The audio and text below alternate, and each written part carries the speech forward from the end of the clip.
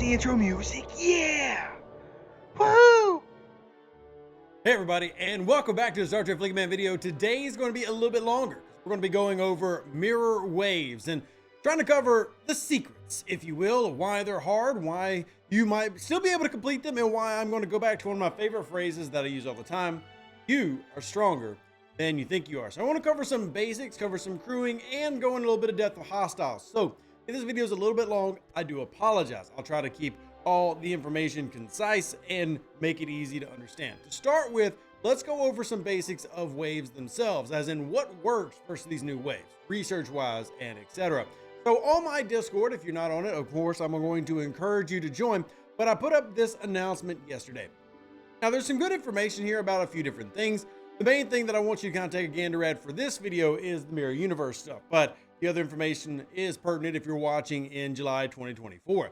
However, for those of you who are just watching waves in general, the last one is from Game Design, simply reiterating what should be the case is that Mirror Universe research will work against Mirror Universe hostiles, and that the Section 31 building and its favors, the Section 31 factions or favors, also work against these waves because waves are waves. So if it says it works versus waves, it does. If it says it works versus Mirror Universe hostiles, it does. And this is important to note because it might change how you were playing previously. For example, use my account as a reference point. Obviously, I'm a upper G4 player. At level 50, that's the very top of G4.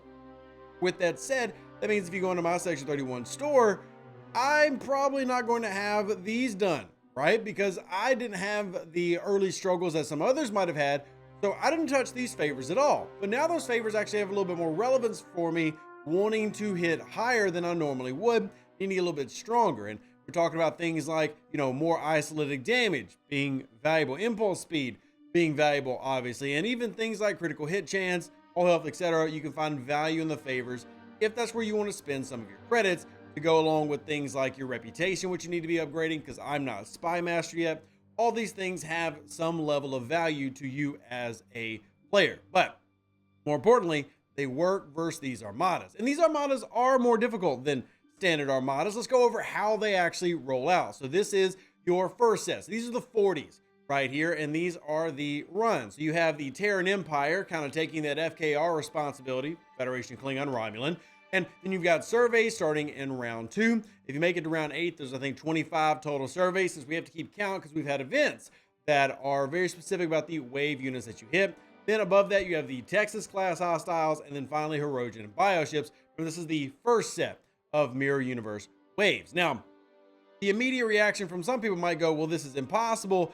We can't do it. And the first thing I want to remind you again is the phrase that I always turn to: you're better at this game than you realize. For example, this was a group of G4 only players, granted, very powerful level 50s being shown here on the screen, but G4 only players at 10 out of 10 one of the early waves. Now, I don't expect everybody to simply do that. That's not the purpose of me showing this picture, but simply show that you can get much further than you think you might. And we're going to talk about the how and why in this video, including some crewing. But Voyagers and Monavines are incredibly valuable specialty ships in this area.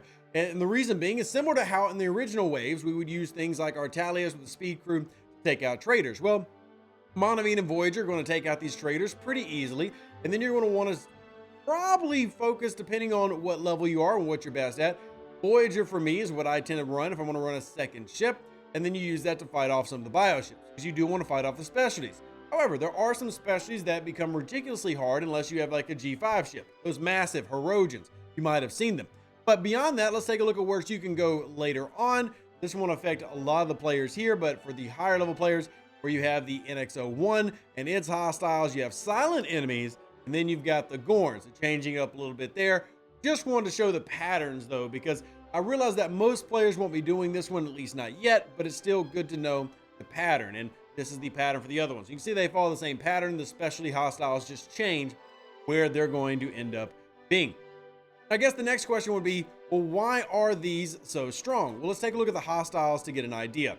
Here, let's go into my inbox. We're going to go to a couple days ago where I was doing some of these. Let's just, for example, pull out the Imperial Starfleet Cruiser level 50. Now, this is a really big one. I wasn't running any buffs or anything here. And you see it took out a pretty significant piece. But, I mean, this is a, going in, to wave 8 of these new waves. So this is a pretty nice little hit, even though I didn't run the most optimal crew. That is a solid crew, not the most optimal. And I was running, of course, all the little bit buffs. But real key is, like, if you look at the mitigation stats and everything, I'm clearly not got max mitigation, and clearly I'm not doing full piercing. The one thing to take note here is going to be the actual stats of these ships. You're curious, why are they so hard? At least a lot of players are. Well, it's because one reason is because look at the piercing stats were doubled up. So these have two primary high stats. Now, that won't affect the actual equation of how we do things. Triangles still matter, but when you stack two stats with stupid high numbers, that's going to greatly affect your mitigation. Without bringing out the actual mitigation calculator and making you sit through the why, I'll just give you an example by using the NX01 to scan a similar hostile in mirror space. So we're going to come out here. We'll take a look at Mirror Babel. We'll use the NX01's ability to take a peek inside.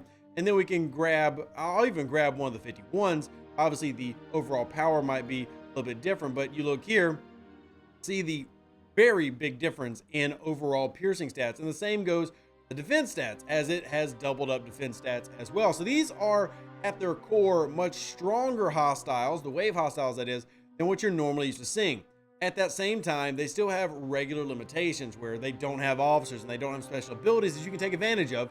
And that's where we start getting into crewing. And there are a variety of crews that you can use. I mean, a starter crew for very beginning, something like this. This is an enterprise looking for, you high 39s who are looking to go into the 40s, but being a maybe low 40s player, let's say you don't have a Valdor yet, but you still want to participate. Something like this should be able to handle the first couple of early waves of FKR, as well as going after the surveys themselves. But this is just an example. Remember, there are a lot of crews here.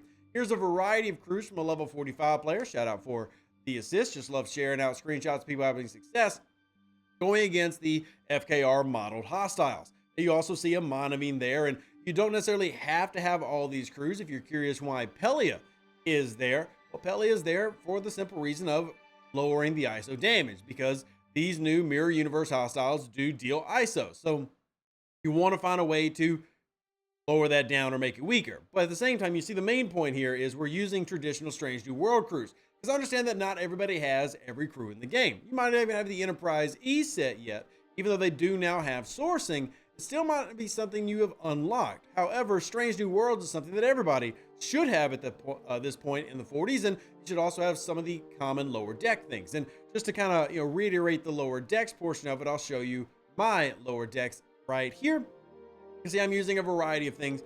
I've got a Blonde Torres who I've not maxed yet. I've got Neelix, who helps with the fact that I'm on a Tribune. I've got Tom Paris for more mitigation. I've got Nurse Chapel. I've got Hugh for criticals. And then at the very end, we've got the man, the myth, the legend, Deanna Troy, who is doing a crit hit damage boost, which is just increasing my overall damage, including my isolytic. Now, if you notice in that log that I had, I also had some Apex defense and stuff. And that goes back to what I was saying, and that the research and the favors here work. So the Mirror Universe research that I had, I was getting some Apex to help out. It wasn't a ton because I haven't done a ton of the research, but you will notice some Apex barrier here helping deflect some of the damage, which is, again, a good thing. It comes back again to like the basic ideas of crewing, which is using a standard hostile run, remembering that below decks is incredibly important. And again, we kind of find ourselves in a measuring stick area where if you're a player who's not able to beat some of these early FKRs, round 2, round 3, then we might have something where we need to acquire certain officers for your account. Maybe the account is a smidge rushed, or maybe you're just simply not realizing what you could be doing to make yourself more effective. Even something as simple as running the Metreon Cascade can greatly increase your survivability and the damage that you put out in the game. And of course, the Metreon Cascade is a free-to-play grind queue trial. And we talked about in our video how a lot of players haven't been doing their queue trials, falling behind, but they can be the difference between winning and losing in some of these matches, right? Because another ship that I use would actually be this one right here, my Pylum. I would use a hostile crew, kind of like what's on the Texas right here, having something like the new Strange New World and Banga, Pike, and then James T. Kirk. But that's not necessarily what I have to do. I'm simply doing that based on different things that I'm trying to test out. But the key is the Strange New World crew is a very common hostile crew. Same thing goes for B'Elanna Torres, for example. Maybe you don't want to run Hull Breach because she's not super leveled, but you do want to run something like this, taking advantage of the piercing boost, because you just saw the very crazy piercings that we have, and then using that to synergize with Catherine Janeway for her shield ability, making your shields be more effective, thus nullifying some of these higher damages and piercings that they have. So when it comes to crewing, standard hostile crews apply. Big thing is coming down to remembering and understanding the waves and where they spawn, how they work, where the specialty hostiles are. And remember that waves are not set up as a mechanic that is expected you're level 40, you 10 out of 10. When they created waves, they did a milestone system.